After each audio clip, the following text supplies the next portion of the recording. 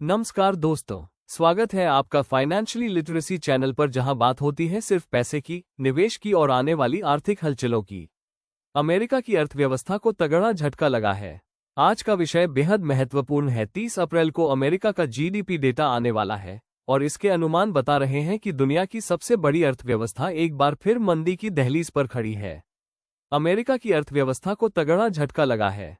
Q1 2025 में US GDP में -1.75% तक की गिरावट का अनुमान लगाया जा रहा है और ये आंकड़ा पूरी दुनिया के बाजारों को हिला सकता है। जी हां, गोल्डमैन सैक्स और मॉर्गन स्टैनली जैसे दिग्गज कह रहे हैं ये सिर्फ गिरावट नहीं, एक संभावित मंदी की दस्तक है। अब सवाल ये है, इस अमेरिकी गिरावट का भारतीय बाजार पर क्या असर होगा?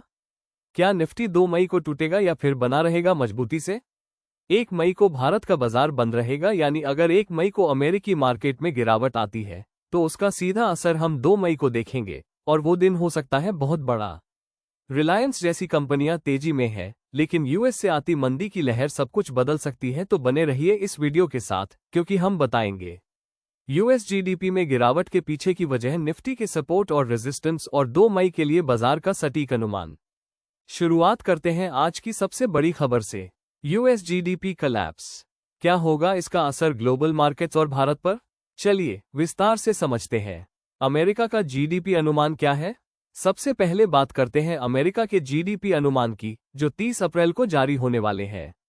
ये अनुमान केवल आंकड़े नहीं है, बल्कि पूरी ग्लोबल इकोनॉमी की दिशा तय करने वाले संकेत हैं। Q1 2025 यानी जनवरी से मार्च 2025 की तिमाही के लिए जो अनुमान सामने आए हैं वो वाकई चौंकाने वाले हैं। अमेरिका के एक अत्यंत विश्वसनीय आर्थिक अनुमान model GDP now Atlanta Fed ने अनुमान लगाया है कि इस तिमाही में अमेरिकी अर्थव्यवस्था में -0.4% की वार्षिक संकुचन दर देखने को मिल सकती है। इसका मतलब है कि अमेरिका की इकोनॉमी सिकुड़ रही है, न कि बढ़ रही। ये संकेत है कि अर्थव्यवस्था में खपत, निवेश या निर्यात में ठहराव या गिरावट आ रही है। गोल्डमैन सैक्स का अनुमान और भी अधिक चिंताजनक है। उन्होंने जीडीपी में 1.75% तक की गिरावट की आशंका जताई है। मॉर्गन स्टैनली ने भी Q1 में गिरावट के मजबूत संकेत दिए हैं। ये संस्थान केवल अनुमान नहीं लगाते, इनके पास हजारों डेटा पॉइंट्स और मार्केट इंटेलिजेंस होती है, इसलिए इनके पूर्वानुमानों को हल्के में नहीं लिया जा सकता। अमेरिका के कलशी प्रिडिक्शन मार्केट में भी जीडीपी में 0.4% की गिरावट की संभावना पर ट्रेड हो रहा है, यानी आम निवेशक और विश्लेषक भी मंदी की आशंका से डरे हुए हैं। हालांकि सभी विश्लेषक इतने निराश नहीं हैं। वॉल स्ट्रीट जर्नल के सर्वे के मुताबिक कुछ अर्थशास्त्रियों को उम्मीद है कि जीडीपी में 0.3% से 0.4% की मामूली वृद्धि हो सकती है, यानी धीमा लेकिन सकारात्मक विकास हो सकती है, जब लगभग सभी प्रमुख संस्थान ये संकेत दे रहे हैं कि जीडीपी या तो गिरेगा या बहुत धीमा बढ़ेगा। तो ये दर्शाता है कि अमेरिकी अर्थव्यवस्था दबाव में है। ये स्थिति तब और गंभीर हो जाती है जब हम जानते हैं कि अमेरिका दुनिया की सबसे बड़ी उपभोक्ता अर्थव्यवस्था है और अगर वहां मंदी आती है तो उसका असर पूरी दुनिया की फाइनेंशियल सिस्टम पर पड़ता है, भारत सहित। अब सवाल ये है, आखिर अमेरिका की अर्थव्यवस्था में गिरावट क्यों आ रही है? जीडीपी गिरने के पीछे केवल एक नहीं, बल्कि कई गंभीर आर्थिक कारण हैं जो मिलकर अमेरिका को मंदी की ओर धकेल रहे हैं। मार्च 2025 में अमेरिका का ट्रेड डिफिसिट यानी व्यापार घाटा $162 बिलियन तक पहुंच गया है। यह आंकड़ा पिछले वर्ष की तुलना में लगभग दोगुना है और यह अपने आप में संकेत देता है कि अमेरिका ने निर्यात की तुलना में बहुत ज्यादा आयात किया है। जब कोई देश ज्यादा आयात करता है और कम निर्यात करता है तो विदेशी वस्तुओं पर निर्भरता बढ़ती है और जीडीपी में नकारात्मक प्रभाव पड़ता है। जीडीपी फॉर्मूले में जीडीपी इक्वल सी जोड़ आई जोड़ जी जोड़ XM यानी निर्यात आयात का आंकड़ा नकारात्मक हो गया है।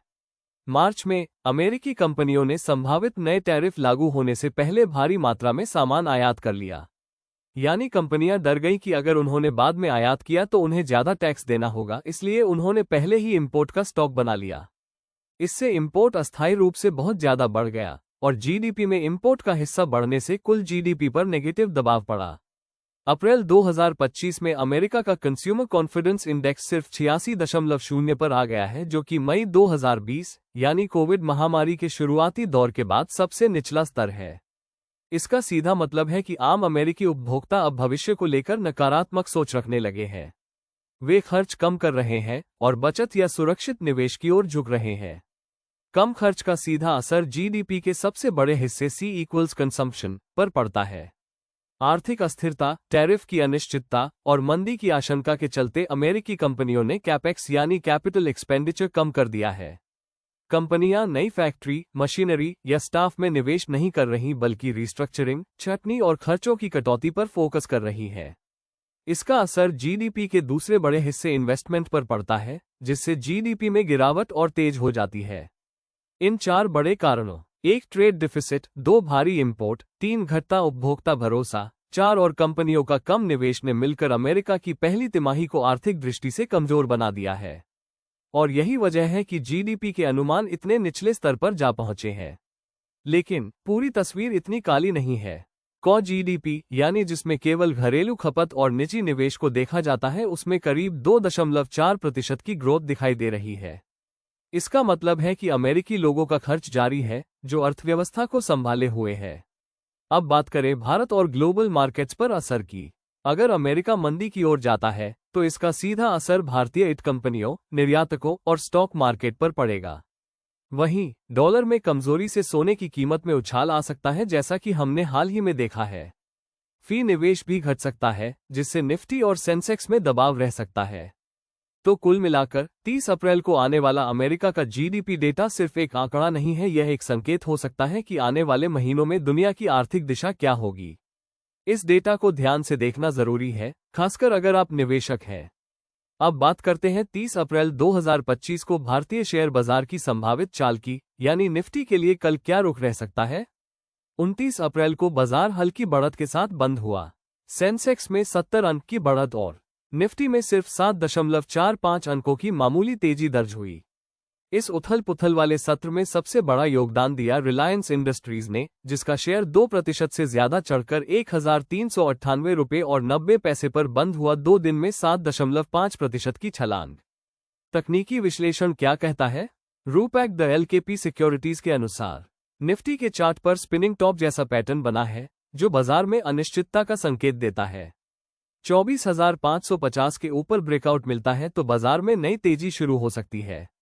लेकिन अगर निफ्टी 24,250 के नीचे गिरता है तो भारी बिकवाली देखने को मिल सकती है। नागराज शेट्टी, HDFC सिक्योरिटीज के अनुसार निफ्टी एक कंसोलिडेशन फेज में चला गया है। एक छोटी रेड कैंडल बनी है, जो दिखाता है कि ऊपर की तरफ ब्रेकआउट प्रयास असफल रहा।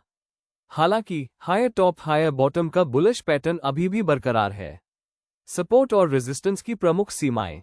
इमीडिएट सपोर्ट 24,150, इमीडिएट रेजिस्टेंस 24,450 से 24,550। अगर ब्रेकआउट होता है तो अगला टारगेट 24,850।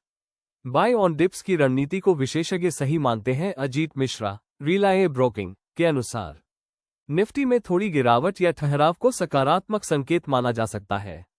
निवेशकों को सलाह दी गई है कि वे मजबूत स्टॉक्स में गिरावट पर खरीदारी करें। नंदीश शाह, HDFC सिक्योरिटीज के अनुसार निफ्टी सभी मुख्य मूविंग एवरेजेस से ऊपर है, इसलिए ट्रेंड अभी भी पॉजिटिव है। अगला resistance 24,545, support 24,150। धूपेश Dhameja, Samco securities के अनुसार निफ्टी अब 23,800 से 24,450 के बीच एक डिफाइंड रेंज में ट्रेड कर रहा है। RSI थोड़ा ऊपर है लेकिन नेगेटिव डाइवर्जेंस दिखा रहा है, यानी कुछ सावधानी की जरूरत है। शूटिंग स्टार कैंडलस्टिक जैसा पैटर्न भी बना है। अगर निफ्टी नीचे जाता है तो ये पैटर्न संकेत देता है कि मुनाफा वसूली तेज हो सकती है। अगर निफ्टी 24,200 के नीचे जाता है तो अगला लेवल 23,900 से 24,000 तक गिर सकता है। निष्कर्ष, कल का दिन क्यों खास है? 30 अप्रैल को अमेरिकी जीडीपी डेटा जारी होना है। अगर यूएस मार्केट रात में गिरता है तो निफ्टी पर भी दबाव आ सकता है। लेकिन ध्यान दें, 1 मई को भारतीय बाजार बंद रहेंगे, इसलिए इस बाजार के असर का पूरा प्रभाव 2 मई को देखने को मिलेगा। तो दोस्तों, अमेरिका की जीडीपी में गिरावट की ये खबर सिर्फ वहां की नहीं, बल्कि पूरी ग्लोबल मार्केट के लिए एक खतरे की घंटी है। और भारत के निवेशकों को अब और ज्यादा सतर्क रहने की जरूरत है, खासकर 2 मई को जब बाजार खुलते हैं। आपको क्या लगता है, 2 मई को निफ्टी गिरेगा या उड़ेगा? नीचे कमेंट में जरूर बताइए। आपकी राय हमारे लिए बहुत मायने रखती है। अगर ये जानकारी आपको उपयोगी लगी हो तो वीडियो को लाइक कीजिए, चैनल को सब्सक्राइब कीजिए और बेल आइकन दबाना मत भूलिए ताकि फाइनेंशियल मार्केट की हर बड़ी खबर आप तक सबसे पहले पहुंचे। इस वीडियो में दी गई सभी जानकारी सिर्फ और सिर्फ शैक्षणिक उद्देश्य के लिए है। ये किसी भी प्रकार की निवेश सलाह नहीं है। हम सेबी रजिस्टर्ड निवेश सलाहकार नहीं है। किसी भी निवेश से पहले अपने वित्तीय सलाहकार से जरूर सलाह लें। शेयर बाजार में निवेश जोखिमों के अधीन होता है, इसलिए सतर्क रहें, समझदारी से निवेश करें। मिलते हैं अगले वीडियो में, तब तक के लिए स्मार्ट बनिए, सतर्क रहिए और फाइनेंशियली लिटरेट बनते रहिए।